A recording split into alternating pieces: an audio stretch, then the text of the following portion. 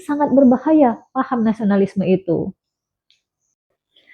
Assalamualaikum, ketemu lagi dengan saya Eka Lasri di channel Kizil Elma.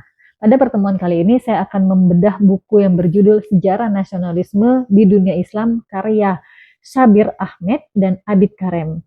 Saya akan membahas satu bab saja, yaitu fakta nasionalisme sebelum lahirnya Islam. Fakta nasionalis. Jadi kita akan membahas bagaimana fakta nasionalisme sebelum kedatangan Islam. Pada masa menjelang kedatangan Islam, Jazirah Arab tercabik-cabik dan terkoyak-koyak dikarenakan kuatnya perpecahan yang didasarkan pada batas-batas nasionalisme atau sekat-sekat nasionalisme. Jazirah Arab tercabik-cabik dan terkoyak-koyak karena nasionalisme. Memang pada saat itu tidak disebut dengan nasionalisme, dulu adalah sukuisme.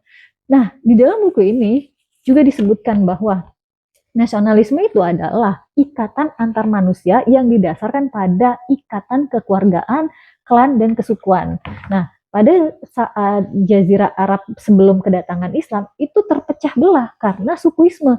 Artinya Jazirah Arab terpecah belah karena nasionalisme. Penduduk Jazirah Arab itu hidup di tenda-tenda atau di rumah dan mereka berkeluarga.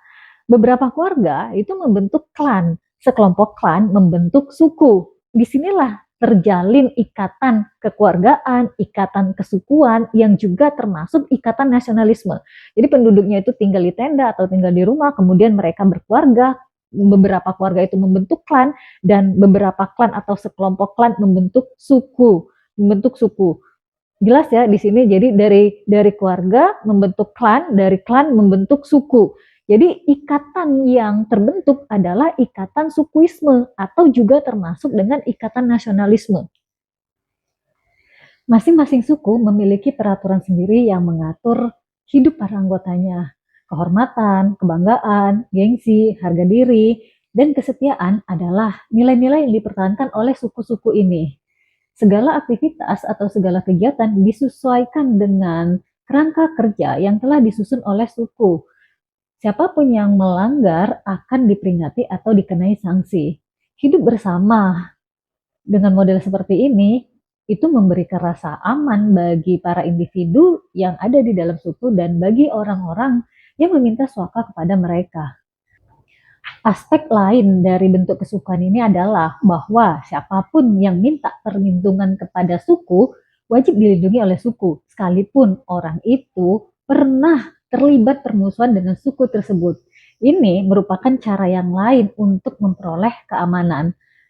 Suku-suku yang dominan pada saat itu adalah suku Quraisy di Mekah, kemudian suku Aus, suku Hojrot, dan beberapa suku Yahudi di Yathrib atau di Madinah. Kemudian juga ada suku Sakif di Taif. Loyalitas yang kuat terhadap suku masing-masing ini sering memicu persaingan dan permusuhan antar suku. Setiap individu yang berada dalam suku itu sangat loyal kepada sukunya, sehingga loyalitas ini akhirnya memicu persaingan dan menimbulkan permusuhan. Bahkan permusuhan ini sering memanas dan memuncak hingga berakhir menjadi peperangan. Mereka kerap berkelahi hanya masalah sepele seperti masalah padang rumput, masalah air, masalah kuda, dan masalah unta. Zaman jahiliyah atau zaman kebodohan pada masa itu penuh dengan hal-hal seperti itu.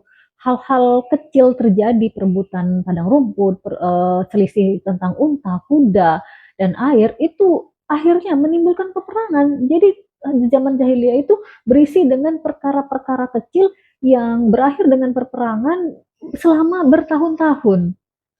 Sepanjang abad kelima, salah satu perang yang sangat terkenal pada saat itu adalah Harb al-Basus. Perang ini dipicu oleh terbunuhnya seekor unta milik seorang wanita bernama Basus dari Bani Bakr. Perang ini terjadi selama 30 tahun. Dan selama 30 tahun itu mereka atau masing-masing suku itu saling menyerang, saling merampas, saling membunuh.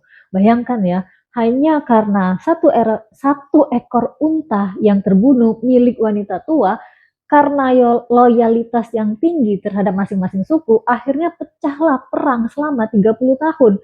Nah, Jazirah Arab waktu itu dipenuhi dengan perkara-perkara jahiliyah seperti ini, dipenuhi dengan perkara-perkara kebodohan seperti ini. Ini akibat dari paham nasionalisme. Nah, beginilah ya fakta nasionalisme sebelum kedatangan Islam, membuat suku-suku Arab itu terpecah belah hanya masalah sepele karena loyalitas yang tinggi terhadap suku akhirnya menyebabkan peperangan selama puluhan tahun. Ingat tadi ceritanya, ada seekor unta yang terbunuh, seekor unta milik wanita tua terbunuh, wanita tua itu bernama Basus, dan karena loyalitas yang sangat tinggi kepada suku, akhirnya